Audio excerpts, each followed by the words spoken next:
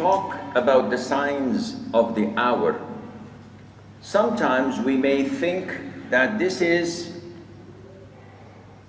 luxurious, something accessory, something not essential, because in most of the cases it deals with storytelling. So people come not to learn, but rather to be entertained. They come to listen to stories and probably myths and things of the past or of the future. That is entertaining. First of all, when we talk about the signs of the hour, this is an essential part of our religion. How is that? We know that the Prophet told us ﷺ that in the Hadith of Umar ibn al-Khattab, also known as the Hadith of Jibreel, peace be upon him, when a man came to the masjid, white clothes, black hair, no signs of traveling, and no one among us knows him. So if he did not travel, he doesn't seem like a traveler, and no one knows him. He wasn't staying in any of our houses, which means that they don't have any hotels.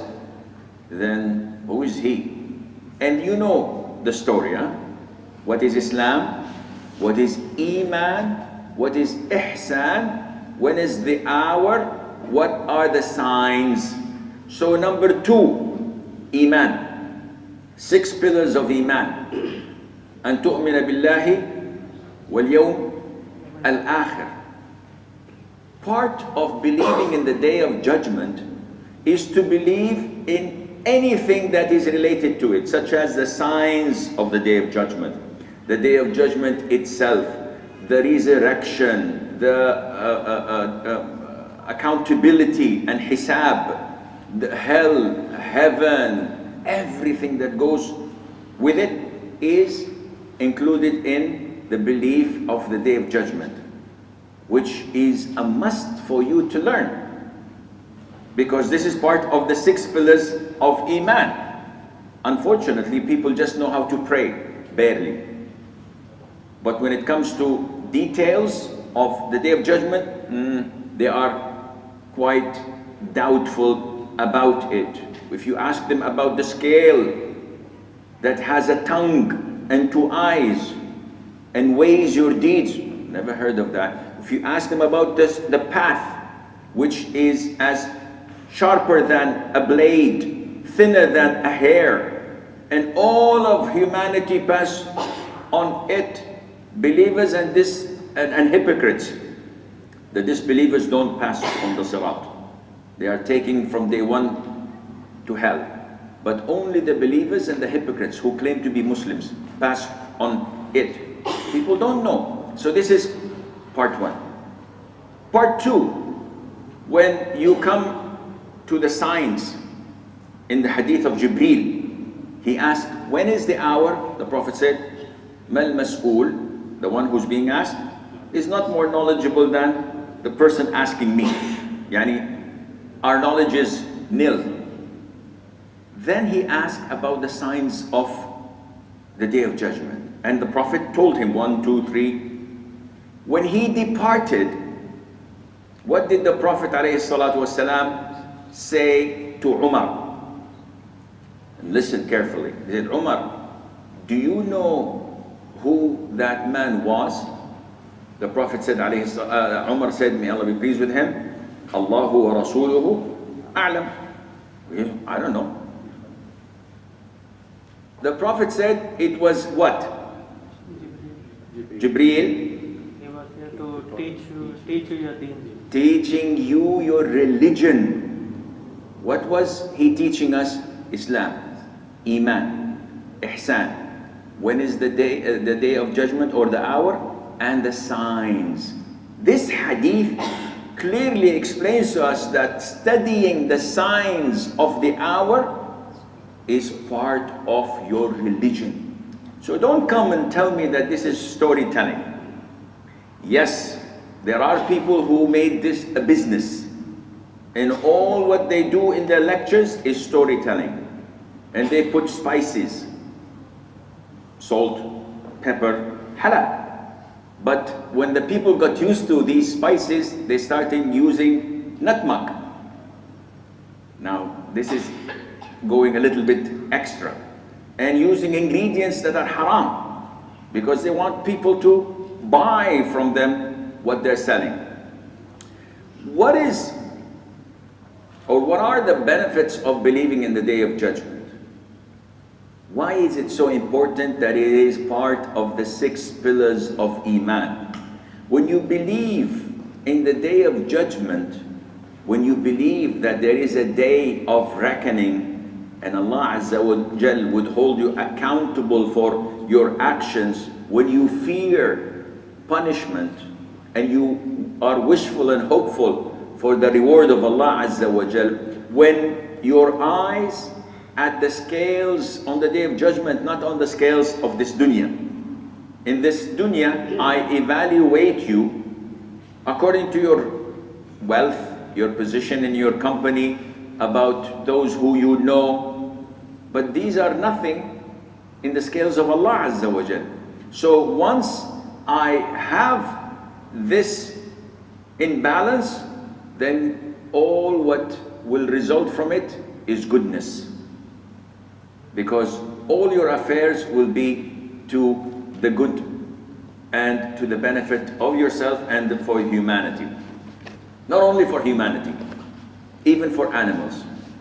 When you believe in the Day of Judgment, you will benefit even the animals. Umar ibn Khattab, may Allah be pleased with him, he said, if a mule were to trip and fall in Iraq, he's in Medina, I would be afraid that Allah would hold me accountable for it. So he fears the Day of Judgment over the welfare of a mule. The roads were not paved enough or not paved well. And this shows you that a believer who has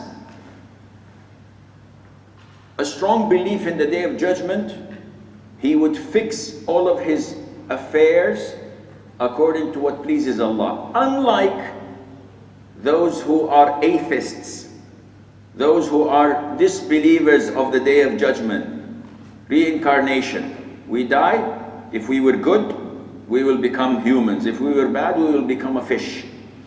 And then finding Nemo. What is this? Allah, he was a bad man in the previous life. This is what a lot of those Hindus and atheists, they believe in reincarnation. They die and they come into a different life form. That's why this is all what they care about, this dunya, this moment we're in. Let's make the best of it. Let's do everything we wish to do. The consequences are not important. We die, khalas, it's over, game over. Muslims don't think of this. We die, the game begins. Either heaven forever or hell forever. This is why we work hard to achieve what pleases Allah Azza wa Jal. Now, this is just an introduction and something to open our eyes before going into this important topic. Now, the signs of the hour were mentioned in the Quran, generally speaking. Allah Azza wa Jalla says, do they then wait anything other than the hour, that it should come upon them suddenly? But some of its signs have already come. So Allah is mentioning the hour in the Quran, and Allah Azza wa Jalla is mentioning that some of the signs had already come, which means that there are much more to come. Among the signs that took place, Allah mentioned the hour has drawn nearer and the moon has been cleft asunder, split. And we will come to talk about this briefly, inshallah. Now, in the Sunnah, as mentioned earlier, Hadith of Umar and Jibreel, This clearly shows that the Prophet told us about some of the signs. Yet, there are so many signs of the hour that you can compile a very big book. And there are a number of books. Among the best books you can buy, I believe they are translated into English, the collection of Dr. Umar ibn Sulaiman al-Ashqar, may Allah have mercy on his soul, who died on the 27th of Ramadan, one of the great scholars of Islam. I think he was residing in Kuwait, if I'm not mistaken. He has a great collection that is highly trustable, authentic, and the hadiths are all according to Sheikh al-Albani. So it's very reliable to depend upon, and others. And when you study the signs of the hours, you are comforted by this science. Why? Because we see so many calamities around us. We see that the Muslims are being slaughtered not only on Eid al-Adha, but throughout the whole year. They're slaughtering them, they're brutally attacking them, abusing them. And you tend to think, we are the best nation that Allah has given to the world. Why is this happening? When you read the signs of the hour, when you read the prophecies of the Prophet ﷺ telling us that this would happen, you rest assured that this is the truth that we believe in. Not to sit back and relax, but rather to move forward, be positive, and try to change whatever is possible to change. I've selected few of so many that are backed by authentic hadiths. So all what you will hear in today's workshop and in tomorrow's workshop, inshallah, are all 100% authenticated by Sheikh al-Albani or those before him like Bukhari, Muslim, etc. So it's nothing that is a bit shady or let me check the authenticity. Feel free. You want to check the authenticity, this is best, because we have a saying in Arabic, don't give your beard to someone to hold it for you. If someone holds your beard, he'll drag you like a goat. He'll control you. So don't let anyone control you. Depend on your knowledge after asking Allah Azza wa Jalla for guidance. Look and see. But for those who are lazy like myself, I'll tell you that these are all authentic, inshallah. So when we want to look and study the signs of the hour, we will find that they're divided into two types: major and minor. The major are 10, and I'll postpone them to tomorrow's workshop, inshallah. The minor are so many, but these minor are also divided. Some took place and are over with. Some did not take place yet. Some are frequent, taking place over and over again. So among the signs that had taken place, some consider it to be major, but the most authentic is that it is a minor sign, which is the death of our Prophet ﷺ. Is this a minor sign? Scholars say it's the most major sign, but it is not a sign of the Day of Judgment. We're depressed by it. We are saddened that we did not get the chance to see our beloved Prophet ﷺ. But is it a major sign of the Day of Judgment? The Prophet said ﷺ, I was sent and the hour like these. Now one would say this was 15 centuries ago. So what is this? What is the hour? There's still much to come, because this distance between these two fingers are equivalent to the length of humanity on earth. So whether it is couple of million years, less, more, which shows you that the remaining is still far to come, and Allah Azza wa Jal knows when it is going to come. One asks, when is the hour, Sheikh? The answer would be, what do you care? Seriously. Okay, when is the Dajjal coming? What do you care? He says, I would like to be ready. Akhi, your day of judgment, your hour is when you die. So whether you see all of these signs or you don't, it doesn't matter. The moment you die, this is your hour. So are you ready? He said, not yet. Then there's no use of it. So we go into the hadith of the Prophet ﷺ. He said to one of his companions, count 6 signs before the day of judgment. Among them is my death. So the Prophet is telling us this is one of the signs. It happened, the Prophet is dead. Do we have to go to the concept of some of the deviant sects that the Prophet ﷺ is Hazir, Nazir, and he's alive and he's with us? And we don't have to go this, because you're all Ahl Sunnah wal Jama'ah. You're not, inshallah, sharing the deviant belief in the Prophet. Is the Prophet alive in his grave? One says yes, one says no. Well, I don't know. Do we have to go there? Is he alive? No, he's alive. He's alive. Is my father alive? My father died 45 years ago. He is alive in his grave. But is his life similar to mine? No. If he was alive like me, I will open his grave and take him out. Let him live again with us. His life is the barzakh, which is a stage between this dunya and the hereafter. This is where all the dead live. The way they live, it's to Allah Azza wa Jal. They do not eat, drink, go to the toilet, get married like us.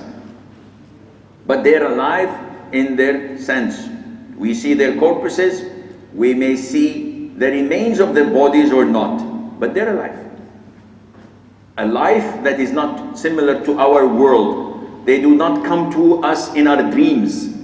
They do not whisper they do not watch over us like in the movies. He's watching over you, he'll be happy with you. No, they're dead. Khalas. The connection with this world is over. Tayyib. I hope we move on to the signs so that we can finish, because this is about about 54 pages, the workshop of today and tomorrow. And I very much doubt that if we take, though it's very important, okay, I can list it to you and finish, but I believe that standing for a pause with each one and commenting on it is far greater than just listing it. We need to get a reminder. I need to get a reminder. I don't care about you. I need to remind myself every now and then. So let us, inshallah, progress. One of the signs that took place and will never come back again is the fire of Hejaz. What is this? The Prophet ﷺ told us that there will come a fire in Hejaz, meaning in Medina area, that from the light of this fire, the camel necks, the necks of camels in Asham, in Busra, it's a town in Syria, will be lit, and people will see the traces of the fire. Imagine the distance. Now this incident was extensively written about. It took place in the year 654 Hijrah, meaning in the 7th century Hijri.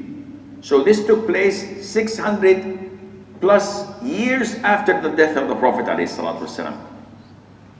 And who wrote about it? Trustworthy scholars such as Al-Imam Al-Nawawi. because Imam al-Nawawi was a contemporary of that era and time. And Ibn Kathir wrote it, reporting on Abi Shama al-Maqdisi. And so many historians wrote about this great fire. One would say, what's so important about fire? We have fires, we have blazes, we go to America, in California, in Miami, and so many fires are taking place. What's so special? What is special is that this fire lasted for 52 days. The second duration, they said it lasted for 3 months. What was it? It started in 3 days. Little earthquakes. People did not feel it so clear. Second day, the trembling in Medina shook the masjid of the Prophet ﷺ until the ceiling squeaked and made noises. The third day, more than 18 shocks. Everybody was terrified. The whole Medina was trembling. Everybody ran and rushed to the masjid of the Prophet ﷺ. Anything would happen, it wouldn't happen in the masjid. The ruler of Medina came to the masjid, started praying, freed all his slaves, returned all the wealth he took unlawfully from people, repented to Allah Azza wa Jal. He uplifted the taxations he used to take from the people, the VAT, the income tax, all these 9 yards, and repented and asked Allah Azza wa Jal. But the fire came from the east towards Medina and then went north. What was this fire? It was like volcanic lava, but it was so intense in light that they saw it in Mecca, they saw it in Taymah, they saw it in Tabuk. And the light of the sun and the moon faded because of the strength of this light. The funny thing is, this flow and river of lava consumed everything in its face, on its way. Mountains, trees, rocks, it all melted. Yet no one was harmed from it. And beautiful cold breeze kept on coming to the people of Medina. This is scary. It's like when you see a volcano coming to you, but you don't feel the heat. Yet you can see the light. Everyone was terrified, scared, repented to Allah Azza wa Jal. Now, I wish I had more time. I would have brought you pictures from these places in Medina, in the Harra, in the cracks on the ground where scholars have documented this today, saying that this is the path of the fire and how it came, but we would have required 3-4 more days just to explain and elaborate on this. So this is one of the signs that took place and is over with, and it is documented. No one can claim otherwise. One of the signs that took place, unfortunately, is that Jizya and Kharaj are not given to the Muslims anymore. What is Jizya? Jizya is mentioned in Surah At-Tawbah, chapter 9, where Allah orders us to fight the Jews and the Christians until they pay us the Jizya, the taxation. And this taxation, by the way, is less than the zakat we Muslims pay. Now, human rights, blah, blah, blah. This is for the benefit of the Jews and the Christians living on Muslim soil. Imagine. The Christians come and complain, oh, you do this, you do that, you segregate between the religions, you consider a second class. Listen. I pay 2.5% of my savings. I pay 2.5% of my trade. They pay 2.5% of their gold, jewelries, etc. and the crops that we grow, the cattle that we raise. You guys, how much do you pay? A very fixed minimal amount per year. Only on the working men. Women don't pay, old men don't pay, children don't pay. Only working men pay. And in return of what? That you live safe and sound in your countries that is ruled by Islam, or in our soil. And if any enemy army would come and invade or try to fight, you guys do not fight. It is our responsibility to fight and defend you. So after all, you call this taxation? This is peanuts. So this was the case until the Muslims went so way down in their lack of commitment to Islam that now no Jews, no Christians, no other religions pay the jizya.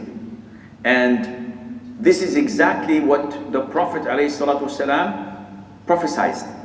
The Prophet said in the Hadith of Abu Hurairah, may Allah be pleased with him, the Prophet said, Iraq would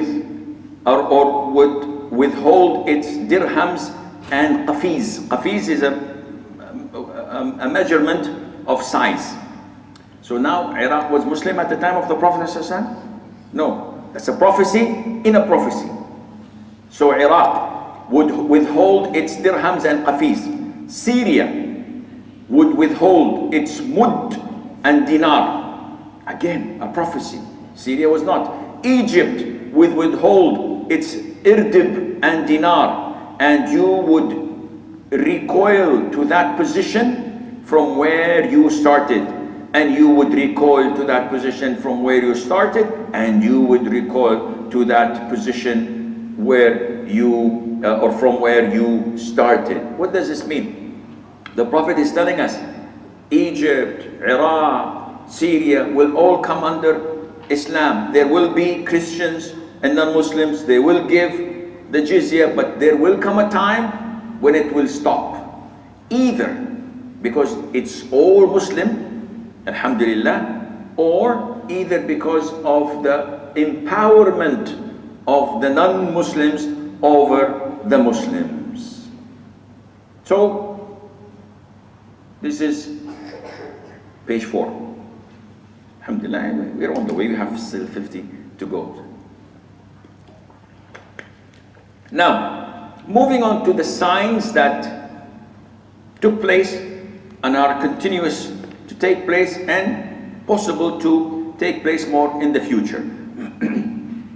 First of all, there was a plague in a town called Imwas in Syria. The Prophet ﷺ, among the 6 he told us to count before the Day of Judgment, among them is his death. He said 2 deaths, 2 plagues, 2 pandemics that will spread in you like a disease that spreads in a herd of sheep. There is, for those who graze sheep, they know that there is some disease. When it hits, it kills everybody. So the Prophet is warning us of 2 of them. One of them is the one of Imwas. Imwas took place on the 8th year of Hijrah. They say, some said that it is a little bit later, which means that the companions were there. And 25,000 people died. With the calculation and the population of the people at that time, this is a lot. And among those who died because of this plague, Abu Ubaidah Amir ibn al-Jarrah, one of the 10 heaven-bound, whom Umar ibn Khattab said, if Abu Ubaidah were alive, I would have appointed him to be the Khalifa. He said this after being stabbed, and then they appointed, as you know, Uthman ibn Affan, may Allah be pleased with them more. And also among those who died is the scholar of the companions, Mu'adh ibn Jabal. They all died in this plague. that the Prophet warned us from took place in the past, there is a possibility of it taking place in the future. Now, among the signs that the Prophet told us about is the glad tidings of the conquest of Muslims to other countries, the victory of Muslims over other countries and nations. And this was a little bit tricky. We know that the Arabs were the worst of all people in terms of strength and power. The Prophet came, alayhi salatu wasalam, migrated to Medina. In 10 years, he managed to conquer Mecca, Medina, and some areas around it. But in the few decades afterwards, the expansion of the Muslims was astonishing. So when the Prophet says, alayhi salatu wasalam, in Sahih al-Imam Muslim, he said, you will invade the Arabian Peninsula and Allah will open it for you. Then, he's addressing the Arabs, you will invade Persia, the greatest empire, and Allah will open it for you. Then you will invade Rome, the Byzantines, the Romans, and Allah will open it for you. And then you will conquer and invade the Dajjal himself, and Allah will make you prevail upon him. Now, if I tell you this nowadays, you will, inshaAllah, conquer the Christians, Europe and America, and you will go to Russia, and you will go to the Kremlin, and inshallah make iftar on the Caesar's table, and you will, what will you say? Sheikh, excuse me, but there's something wrong. We don't have tomahawks, we don't have F-15, 16, 17, 18, I don't know where they've reached now. We don't have anything. The Muslims are so poor. This is true. But when the Prophet said it, alayhi salatu wasalam, what did the companions do? They believed in it 110%. They acted upon it because this is from Allah. This is revelation. And in few years, it happened. Where is Persia now? The Byzantines, you know where they were? They were in Jerusalem, Al-Quds, Syria, Jordan. When the Prophet pointed out to us the miqat of Ihram, he pointed that for the people of Syria, there is Al-Juhfa, which is called now Rabia. For the people of Iraq, there is so and so. For the people of Yemen, who were not Muslims, there is Yalamlam of Saudiya, there is so. And the companions were looking at each other, not in disbelief, said, in astonishment, said, wow, all of these areas will become Muslim, and they become. So this is not from, what's his name, Nostradamus, this or something. This is not from, this is all facts. And this is why you, my time, you put the 5th gear in your car and cruise. Now they have 6th gear, 7th gear, new cars, mashallah, they have so many gears. You don't have to doubt a bit. In Islam, you have 110 confidence. Everything is, the Prophet said, is what? Is reality, true, you can see it. And the kuffar are helpless. We want to cast doubt in the religion of Islam. The Muslims are not leaving us anywhere to doubt. Everything is false proof, alhamdulillah. So the Prophet is giving us glad tidings. Now, this glad tidings is also cascaded when the Prophet told us that we will invade India. The brothers from India, please do not be offended. We are Muslims before we are Indians. The Prophet told us, alayhi salatu wassalam, there will be 2 groups of my ummah whom Allah will protect from hellfire. A group who will conquer India, and a group who will be with Isa ibn Maryam. This is glad tidings from the Prophet to those who conquer India. Now, let's come back to India. Has Islam conquered India? The answer is yes, twice. Once in the time of Muawiyah, may Allah be pleased with him. Ibn Kathir says the Muslims invaded or conquered India in the times of Muawiyah in the year 44 Hijrah.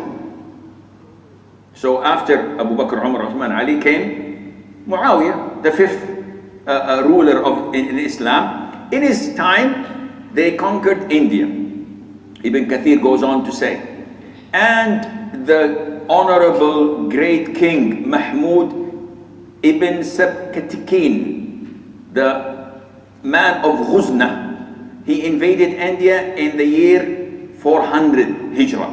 So this is the 5th century of Hijrah. We are in the 15th, 10 centuries ago. And he went in, he took prisoners, he took slaves, and he managed to gather a lot of wealth, and he entered a Sumnat. I don't know what that, temples maybe, I have no idea about this.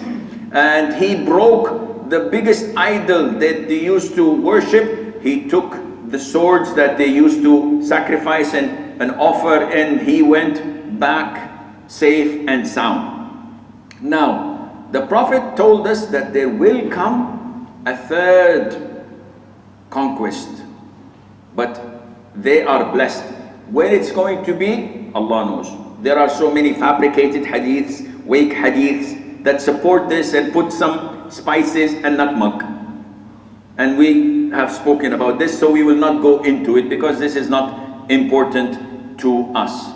Not only that, the Prophet ﷺ gave us the glad tiding of conquering Constantinople, known as Constantinople, and this was the capital of the Byzantine Empire of the East. It was conquered once, and it will be conquered again. So some scholars say that this is in reference to Istanbul. This Constantinople is Istanbul. Istanbul now is what? Turkey. Turkey. It's all Muslim. It's under Muslim rule. There will come a time that it will be overtaken by the Christians. So if you have investments there, maybe you should reconsider changing your portfolio. The Prophet says, alayhi salatu wasalam, and this hadith is authentic. The Prophet said to them, it's in Arabic, so I'm going to translate it to you. Have you heard of a city? Part of it is on land and part is in the sea? So the companion said, yes. He's referring to this city. The Prophet said that the hour would not be cold until 70,000 of the sons of Isaac, Ishaq.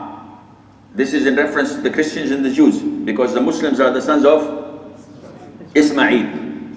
So this is a clear indication that there will be an invasion and there will be war. The 70,000, scholars say that this number is in Arabic language, in my language, it's used as an exaggeration. So whenever I want to tell you something, oh, I have been to that place a gazillion times. What is a gazillion times, Sheikh? Meaning countless of times. And this is why when the Prophet says, 70,000 of my ummah will enter Jannah without reckoning. Scholars say 70,000 are not mentioned so that 70,001 is not, or 70,000 minus 1. No, this is a sign of exaggeration. And this is why in another hadith, the Prophet says, with each one of them, a 70,000. Wow. This is like having 1,749. يعني 4,900,000,000. It's a lot of, and this is not sought after. It's not meant as a literal meaning. So a great number of Jews and Christians, mainly Christians, will invade it. So when they go there, there will happen a war. Now the hadith is clear. Some of the scholars said, wait. 70,000 of the sons of Isaac are Muslims. Oh, meaning that they are reverts. And they will invade Constantinople. And they will invade it in a fashion that is unlike our conventional war. The Prophet says, alayhi salatu, when they come, they will set their camps. They will not fight. They will not throw any arrows. They will say, La ilaha illallah wallahu akbar. These 70,000 would only say, La ilaha illallah wallahu akbar. The Prophet says, one of the sides will fall into the sea of the city. And then they will say for the second time, La ilaha illallah wallahu akbar. The second side would fall into the sea. And the third time, they say, La ilaha illallah wallahu akbar. Allah Azza wa Jal would open the gates and they will invade it without any problem, without any fighting, without any killing. What kind of iman do they possess that Allah opens a whole city for these people by just saying La ilaha illallah wallahu akbar? When you tell people do dua, say, what is dua? They have weapons, they have machine guns, they have bombs. This is dua. La ilaha illallah wallahu akbar. The Prophet says, alayhi salatu wasalam, they enter the city, they are collecting the booty of wars and the treasures and so on. And while they're doing this, they hear someone shouting that the Dajjal has appeared. So they leave everything and they go trying to find the Dajjal and fight him off. They are warriors. They are army of real, true, believing Muslims. But then they are faced with the Christians, the Rum, who say to the Muslims, because they are mixed Muslims and the 70,000 of the sons of Ishaq. So the Christians say, leave us to fight with our brothers, those who reverts. Leave us fight with them. The real true Muslims, born Muslims, they would say, of course, this is not accepted. These are our brothers and we will never leave you to fight them alone. We live together or we die together. This is the bond of Islam.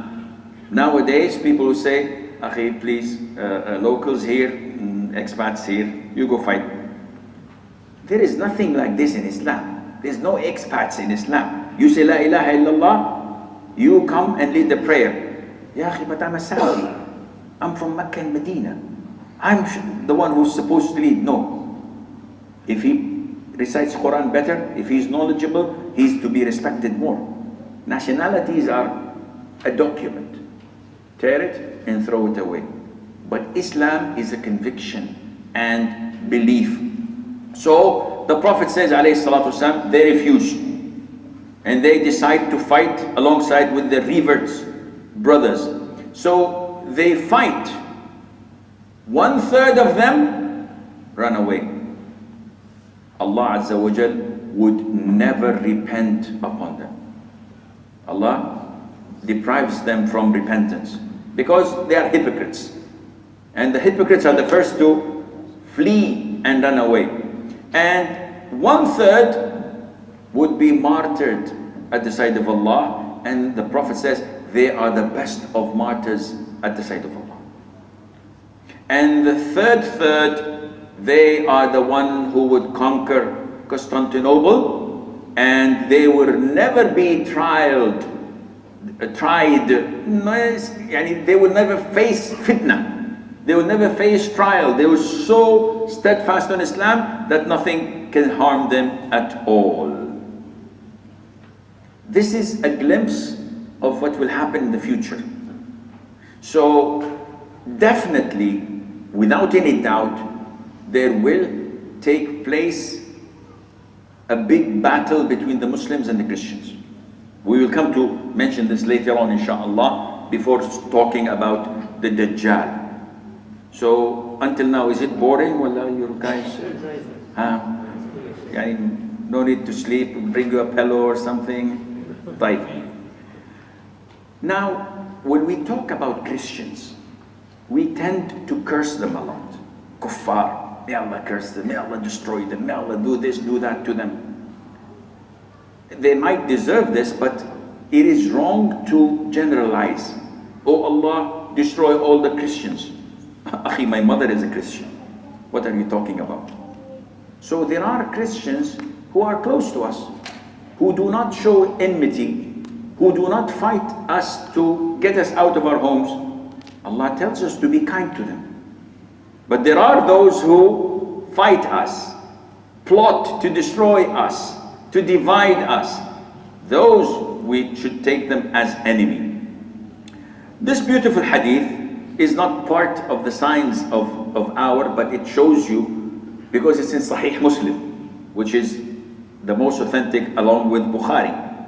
So, Al-Mustawrid Al-Qurashi, may Allah be pleased with him, said in the presence of Amr ibn al-As, both are companions. He said, I heard the Prophet ﷺ said that the hour would not take place except when the Christians are the vast majority of the people, which means that they will remain a majority. Who's more, Christians or Muslims? Christians. Of course, one would say, yeah, but they're not real Christians. Do you mean to tell me that the 1.7 billion Muslims are real Muslims?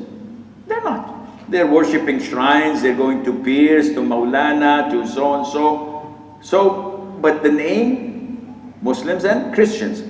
So when he said this, Amr ibn al-As said, if the Prophet said that the Day of Judgment will not be called until the Christians are the vast majority of people, by Allah, they have 4 characteristics in them that are good.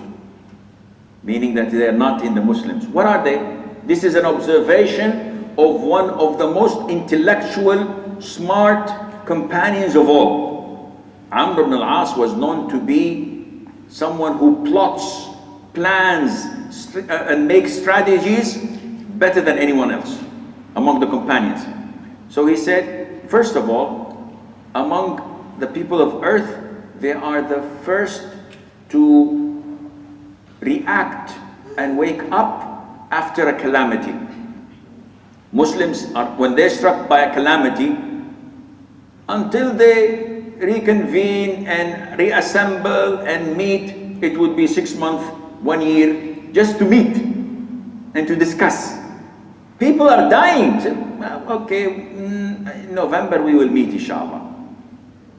And after they meet in November, January, maybe we will take a decision. The Christians, they take action what?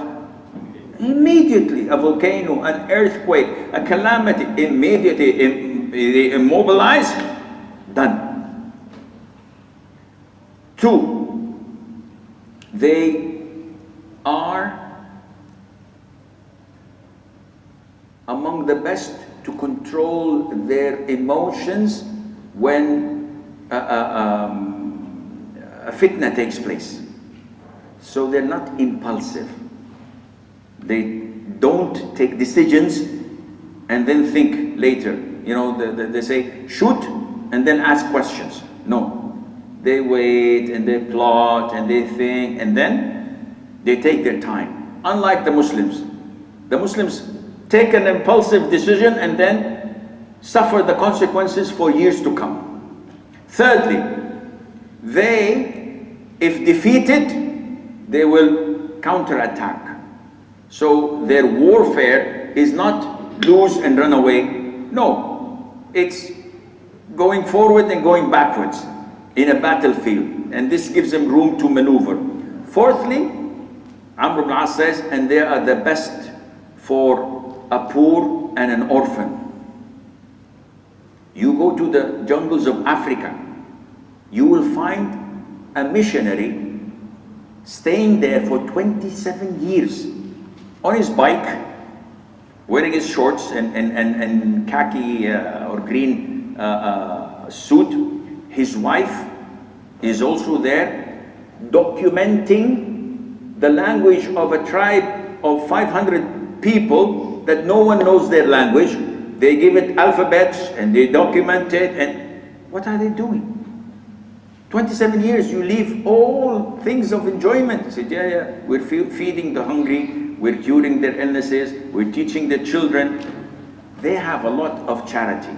And Sheikh Abdurrahman al-Sumit, may Allah have mercy on his soul, one of the great pioneers of Kuwait, told us a lot of what he had seen over there.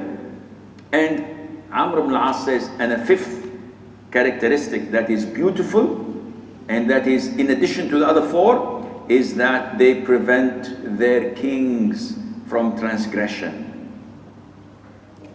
The Christians would prevent their rulers from transgressing. They will take him to court. They will impeach him. They will drag him in an investigation if he lied under oath, or if he cheated, or if he did this and that. They have no problem with this. Now, the Prophet, as he gave us, alayhi salatu wasalam, the glad tidings of fighting the Indians, the Christians or the Romans in Constantinople, he also told us that we will fight the Moghuls. Of course, this took place when? Centuries ago. The Prophet sallallahu alaihi wasallam said, the last hour would not come unless you fight with people whose faces are like hammered shields. Their faces are like hammered shields. And the last hour would not come until you would fight against those wearing shoes of hair. What kind of shoes do the Moghuls wear? From the skins of their animals. They have small eyes, broad snub noses, and their faces are like hammered shields. And we know what the Moghuls did to the civilization of Arabia when they invaded Baghdad, when they invaded Egypt, when they invaded the whole area and destroyed the thousands and thousands of literature in the libraries of Baghdad, which contained so much knowledge. They threw it in the Euphrates until the water turned into black because of the ink that it was written in. A century or so before, Al-Ma'mun, one of the caliphs of the Abbasi era, used to give a translator's weight in gold if he translated a book into Arabic. So they used to go to the Greeks, take their philosophy, take anything that needed to translate, they translate it, they bring it to him, he makes them stand on the scale, and he puts gold in it and he gives it to them. It was a fruitful business, but it led to so much knowledge coming into Islam, good and bad, because it's philosophy, it's atheism, they're just anything. So we fought the Moghuls, alhamdulillah. Where are the Moghuls now? They're all Muslims. No, not China. It's Azerbaijan, Kazakhstan, Kyrgyzstan. It's Central Asia, where they were all under the siege and power of Russia, old Soviet Union. And they're all Muslims, mashallah. We have from them Al-Bukhari and Muslim and all these great scholars of Islam. Okay, part of the signs of the Day of Judgment is the false prophets. The Prophet said, alayhi salatu wasalam, the day of judgment or the hour would not come until impostor liars, approximately 30 of them, all claiming to be prophets of Allah. In another hadith, the Prophet said, in my ummah, there will be 27 impostor and liars claiming to be prophets. Among them will be 4 women. 4 women who will claim prophethood. And I am the seal of the prophethood, and there is no prophet after me. And this is an essential part of Islam, to believe that there is no prophet, no messenger after the Prophet of Allah sallallahu alaihi wasallam. At the time of the Prophet alayhi salatu wasallam, there was an impostor, someone claiming to be a prophet. Who was he? Musaylima al-Kadhab. Who killed him? Anyone? Wahshi. Good. Give the prize. No, there's no prizes. Who's Wahshi? Wahshi ibn Harb is the slave of Hind bint Utbah, who killed Hamza with his spear. And after a few years, he accepted Islam. He came and apologized to the Prophet ﷺ, and the Prophet told him, I forgive you, but don't show me your face. I'm a human being. Don't show me your face if you can. So the man went until he heard of Musaylima and the war between the Muslims and the wars of apostasy. When the Prophet died, a lot of the Muslims apostatized and abandoned Islam. Among them is Banu Hanifa in the center of Arabia, in Najd. So they went to fight with them and to try to bring them back to Islam. Wahshi said, I killed the best of people on earth after the Prophet, which is Hamza. Today I'll kill the worst of people. So he went, and he, with the same spear, managed to kill Musaylima al-Kadhab. Also there was Al-Aswad al-Insi, who appeared at the time of the companions. Sijah, also she was a woman who claimed prophethood, but then came back to Islam, alhamdulillah. At the time of the Tabi'een, there was Al-Mukhtar al-Thaqafi. And a century ago, approximately, came a man called Mirza Ali Muhammad Rida al-Shirazi. He was a Shia. He learned Sufism, Shi'ism, where else other than Iran? And he became popular among his followers, and he claimed to be a prophet after the Prophet ﷺ, and he invented this religion of Baha'ism. So his followers are known as the Baha'i. And he is called to, in their religion as the Bab, the door. And they're so few, they're so negligible, nobody pays any attention to them. Later on came Mirza Ghulam Ahmad. And he is the founder of the Qadianiyah, also known as Ahmadiyya. Now, this is a deviant cult. The vast majority of Muslim scholars worldwide consider him as a kafir and those who follow him. They consider him to be a prophet. This is HD, and what? Instagram. Okay. So they considered him to be a prophet, and this is why all the scholars of Islam considered them deviant and disbelievers. He said that there is no jihad anymore, because who invented his cult, supported it, the British colonizers. And they said that the best way to counterattack the Muslims and make them accept what we're doing is by inventing this new religion and tell them that you have to have your allegiance to the crown of the queen.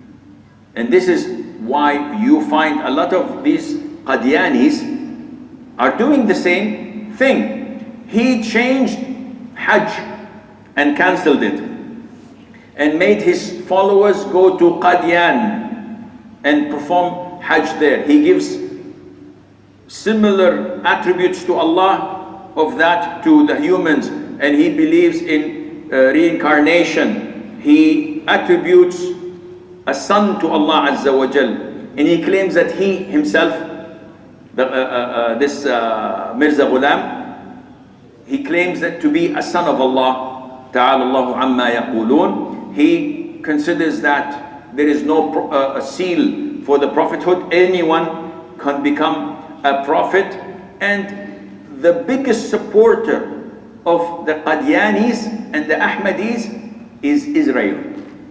They have centers and they finance them and they allow them to, or empower them to make a yearly publication and an annual and a monthly, etc.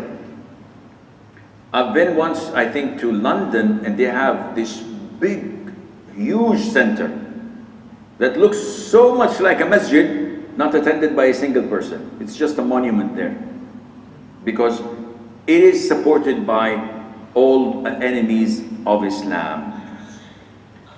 Okay, now we're in page what? MashaAllah, we've done well. We're in page 9. So we're progressing, alhamdulillah. Almost 40 pages left. Before we go on, do we have any questions? Just change of scenery so that we don't have a routine. Any questions, sisters?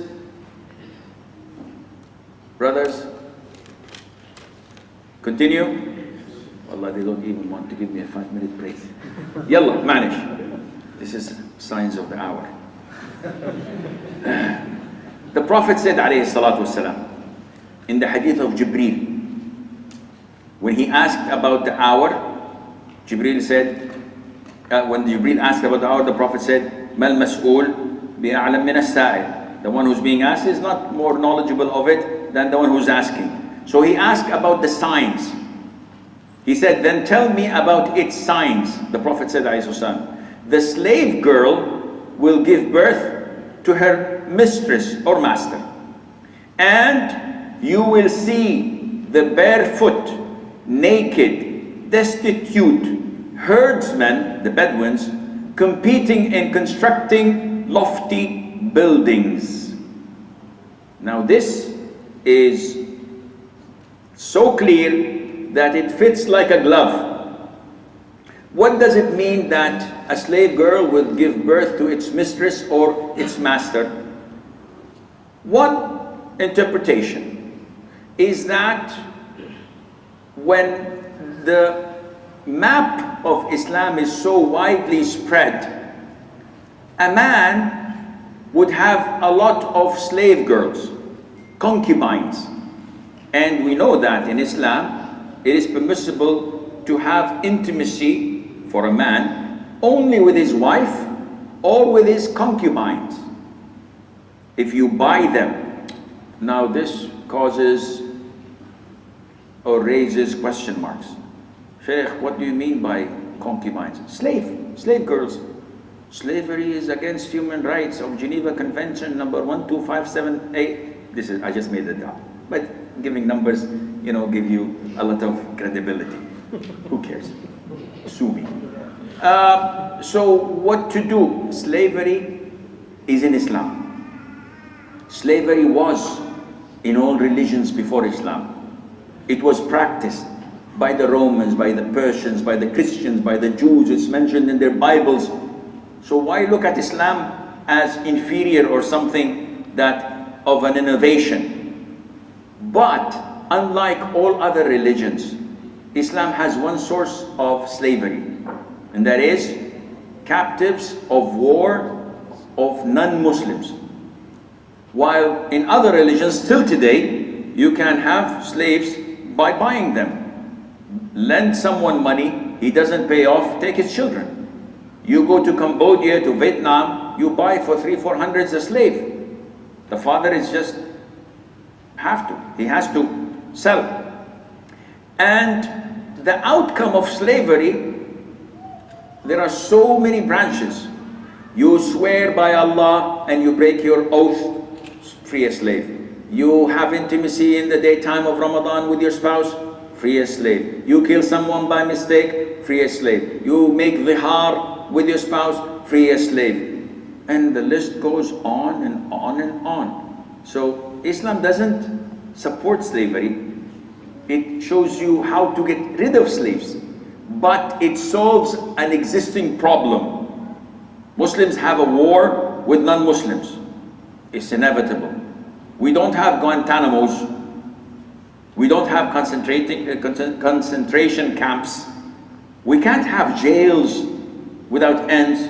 So this is a win-win situation. A slave is sold to a family, lives among them, sees Islam, without knowing it, he accepts Islam after a few weeks. Khalas. End of story. Now I've saved him from hellfire. After a few weeks, few months, I'm gonna free him because I've done a sin that needs expiation.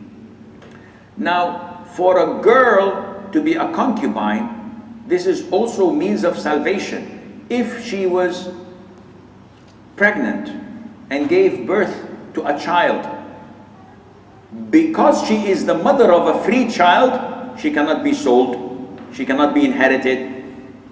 She stays as she is until her master dies or he frees her, but he cannot do anything else with that. So her child, what? Freed her for life. So it's a blessing to her or not? Definitely it's a blessing. So when the map of Islam spread wide, the Prophet is telling us that part of the signs of the hour, that a slave girl would give birth to her mistress or master, because now he is actually owning his own mother, because he's a free master of the palace and of the wealth. Other interpretations say that the man who owned this slave and got a child of her went against Islam and sold her, which is haram, and the money is haram, and the transaction is invalid.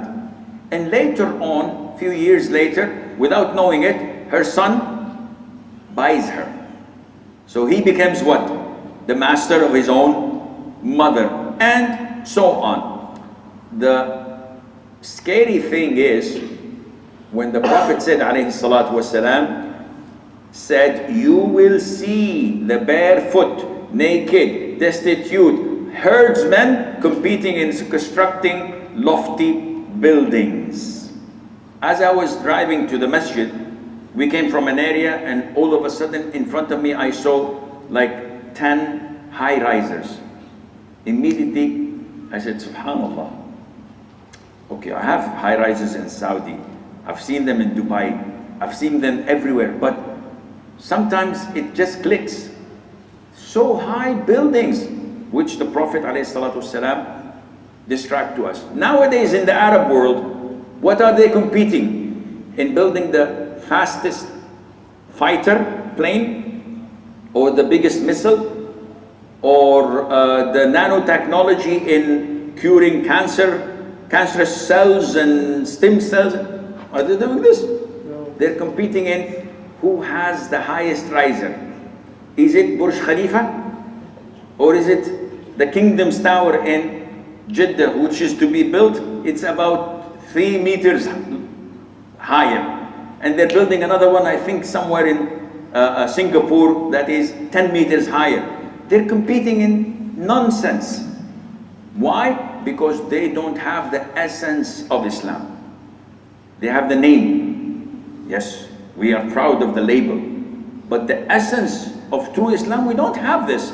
Allah Azza wa Jal says in the Quran, in the chapter of Munafiqun, the hypocrites. Allah says, and when you look at them, their bodies please you. And when they speak, you listen to their words. They are as blocks of wood propped up. They think that every cry is against them. They are the enemies, so beware of them. This is in the Quran. Allah is telling us about the hypocrites. Now, we may fall under this category when we try to boast about things that are worthless. What does it matter if we have the biggest bicycle in the world? I live near that bicycle, by the way. The biggest bicycle in the world is next to my home. Hajjis come to Jeddah and they come in the hundreds and thousands. Why? They're coming to Jeddah. What are they doing? And I asked, and they said, oh, this is the bicycle of Father Adam. He came looking for Hawa, for Eve. Do you believe this? We have a cemetery in Jeddah called the Cemetery of Eve, Ummuna Hawa graveyard. And they said that she was buried there. And they joke about people. What benefit did it bring the Muslims? When we have the biggest, largest water fountain in the world, who will it feed? Who will it benefit? The Muslims are diverted from their true problems. They are delusional about the proper meaning of success, prosperity. This is what Muslims should think about. One would say, okay, but we're rich. We can afford it. This is one of the signs of the Day of Judgment. The Prophet said, alayhi salatu wasalam, count 6 before the Day of Judgment. One of them is that the wealth is so much that you give a man 100 dinar and he is not pleased with it. In another hadith, the Prophet said, give in charity, for there will come a time when a man walks around with his charity trying to give it to someone, and every time he gives it to someone, this person says, if you came yesterday, we would have accepted it, but now we have no need for it. There will come a time when prosperity is everywhere and people will not accept charity. 100 dinar, you give it to a man and he's not pleased. Do you find this today? So many people who come and ask you for money. The dinar here is not similar to your dinar. Huh? Don't be happy. The dinar at the time of the Prophet ﷺ is equivalent to 4.25 grams of gold. 4 grams of gold, and approximately $200, $150, 1 dinar. He's given 100 of them and he's not pleased. Nowadays, people come, Sheikh, Wallah, I'm in trouble, I'm in difficulty. Okay, here's 100 dinar. This is 1,200 riyals in my currency. That's a lot. He said, what is this? This doesn't do anything. Subhanallah. Nowadays, it tells you it doesn't do anything. A poor person, you give him 5 riyals, 10 riyals, 1 dinar. He said, Akhi, I cannot buy a pack of cigarettes with this. You know how much cigarettes cost? I don't smoke. This is nothing. So this is exactly what is happening, but there will come a time where it is prevalent. Everywhere, money is there, and this is not a good sign. Part of the signs of the Day of Judgment is the hadith where the Prophet said, alayhi salatu wasalam, said a number of things. Among them is giving salam to individuals. So you're in a gathering, a man walks in and says, Sheikh Ahmed, Assalamu alaikum, and does not give salam to everyone. Abdullah bin Mas'ud happened when he was there, and someone came and said, Assalamu alaikum Aba Abdul Rahman, and he neglected everyone else. I'm not talking about shaking hands. The proper way of saying is Assalamu alaikum. Then you go to Abu Abdurrahman or to Ahmad or to Abdullah ibn Mas'ud and say, how are you, Sheikh? This is okay. But to specifically single out one person, this is among the signs of the Day of Judgment. Also, the spreading of commerce is one of the signs that the Prophet told us. There will come a time that everybody deals in trade. And nowadays, the vast majority of Muslims, if not dealing in drop shipping, which I get hundreds of questions about, they deal with e-commerce. So they buy from Amazon, from other websites, and they sell. Some of them even travel to Arabia to buy fake jewelry and go and sell it elsewhere, or like myself, come to Kuwait and I buy Kuwaiti dress. I do this, by the way, but not now. This visit is strictly business. But I do this. I come and buy dishtasha of women and I give it to my girls and they make good business of it. And this is also part of the signs of the Day of Judgment. When we say part of the signs of the Day of Judgment, doesn't mean that it's prohibited. Be careful. Don't think that this is a warning. Because at the end of the day, he said, okay, khalas, might as well sit back and die. Everything is, this is sign of the Day of Judgment, this and this and this. No. The Prophet told us that there will come a time where women help their spouses in trade. And the best of traders are women. Seriously, they can convince you. And they can convince their gender as well. They're good in marketing, they know what sells, and they have a good eye for making profit. Also, part of the signs of that we often see, the signs of approaching of the Day of Judgment, is severing of kinship that the Prophet mentioned, ﷺ. And each one of you must have at least one of his kinship that he doesn't speak to. The reasons and justifications are endless. Why don't you talk to your cousin? Wallah, ya Sheikh, he did not invite me to his daughter's wedding and I got angry. And this is disrespectful. What about you? Your uncle. My uncle said bad things to my father. And they are not on good terms, so I severed my kinship with him and with his sons and with his whole entire family. But this is not your fight, this is your father's fight. He said, even though he didn't do anything bad to me, but I have to do this and that. Why are you severing your kinship? Wallahi, my uncle's wife did black magic. Did you see that? No, but I can feel it. Subhanallah.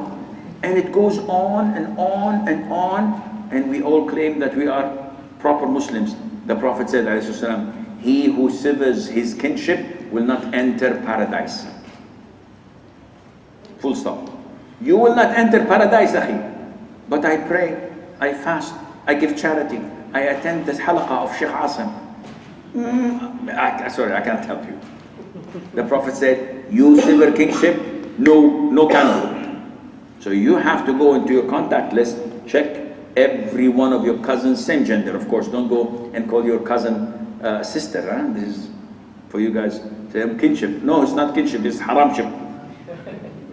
Go and see who you've severed, give them a call, send them an SMS, send them a gift, do something to show how hard you're trying.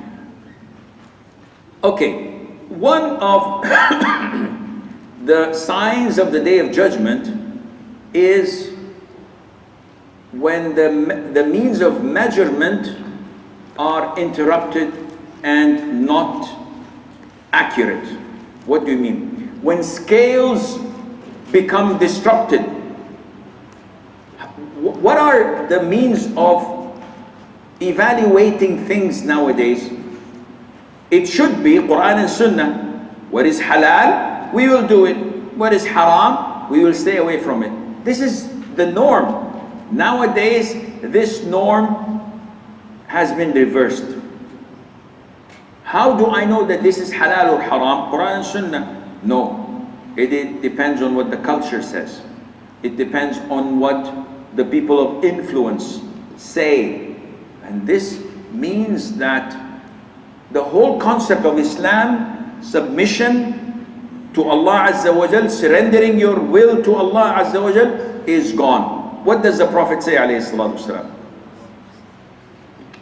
In an authentic hadith, the Prophet said, sallallahu alayhi wa sallam, there will come years of deception upon the people, where a liar is believed and a truthful person is accused of lying. When a person of betrayal will be trusted, and a trustworthy person would be accused of betrayal.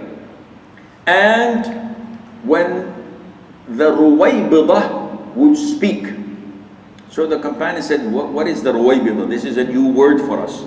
So the Prophet said, it is a silly man, a man who has no value, speaking about the affairs of the Ummah. Nowadays, this fits as a glove. Every single word of it. So, years of deception. We are living in years of deception at the moment. When people of truth, when scholars, when honest people speak, the media says that they are liars, they are extremists, they are this, they are that. And they discredit people who are truthful. And when liars speak, the media highlights this and says that this is a fact that no one can challenge. And we know that this person who's speaking is the biggest liar on earth. When people who are known to be cheaters and who betray the ummahs and the individuals, they're given trust. And they're given even honest names such as Sharif or Ashraf, names of dignity, and they are the biggest cheaters. When the people that should be trustworthy, who are trusted, we know them to be students of knowledge, people of piety, of righteousness, never ever caught them red-handed lying or stealing or cheating, yet we refuse to make them assume positions in leadership of the community, of companies, etc., then we have a problem. And the Ruwaybidah, the silly man who has no value, speaking in the affairs of the Ummah. Is this happening now? Who represents the Ummah? Who represents the community? What is their education? What are the results that they can put forward? You ask me from my CV, I give you my CV. You might be impressed, you may not be, but it's a good CV. Those who speak about the Ummah, that we should do this, we must not do that, and they take decisive decisions that impact the whole community, the whole country. Are they worthwhile? Are they qualified? Then this is what's happening. Among the signs of the Day of Judgment, the Prophet told us, alayhi salatu wasalam, about tyranny, about oppression, about dhulm. He said that at the end of time, there will be men with whips like the tails of cows. They go in the anger of Allah and they come back in the anger of Allah. Who are these? These are the people of security. These are the soldiers. These are the people who control, as they say, riots. We see them all over the media. Men of the police, of the army, battering people. I've seen this in Kashmir, with sticks hitting people like, wallahi, worse than animals. What is this? This is what the Prophet ﷺ is warning us of coming. And this is not only in Kashmir, but is also in so many Muslim world. We see this in the media. The media doesn't cover anything. You see them slapping innocent people, hitting them, sticks with shoes, kicking them, brutally treating them in an inhumane way. And this is what the Prophet is telling us, alayhi salatu wasalam. Among the things that the Prophet warned us of would be the uplifting of knowledge, the consumption of intoxicants, the wide spreading of zina. As for the uplifting of knowledge, what is meant by this? Every day we find that the amount of Islamic knowledge among the Muslims is going down. And the Prophet told us, ﷺ, that Allah does not extract knowledge from the chests of men. Today I know, tomorrow it will go. Allah Azza wa Jal uplifts knowledge by the death of scholars. 20 years ago, 30 years ago, actually 35 years ago, Allah blessed me that every single day I used to call 3 scholars. They're all dead. Sheikh bin Baz, Sheikh ibn Uthaymeen, and Sheikh Abu Bakr al-Jazairi, who died a couple of weeks ago. And by the way, his tafsir, Aysar al-Tafasir, is one of the greatest and easiest contemporary tafsirs. I don't know if it's available in English or not, but it is so easy and so comprehensive and has good knowledge that if you know Arabic, I advise you to buy it. It's 4 volumes, big volumes, but very, very easy. It's much easier than going into Ibn Kathir.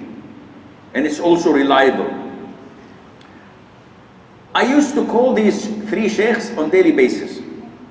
I used to have a yellow pad, and I write questions throughout the day. Anything I read, I don't understand, I give them a call. Nowadays, who would you call? Ghostbusters? Doesn't work. This is a big problem. If you have an issue, you want to ask a scholar, who do you call? No one. I personally cannot get hold of any of the grand muftis in my country. The top scholars and the supreme scholars can't. They don't answer the phone. I can't travel to their cities. What about the masses of the ummah? 100 million, 150 million in the Arab world. Who will they call? They will call Tom, Dick, and Harry. Imam of the masjid, someone like me who comes on TV. Oh, he's Sheikh. What do you know of his knowledge?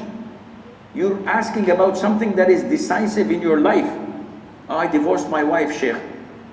This is the 5th time. So can we go back or not? Oh, it's okay. Oh, Sheikh said, okay.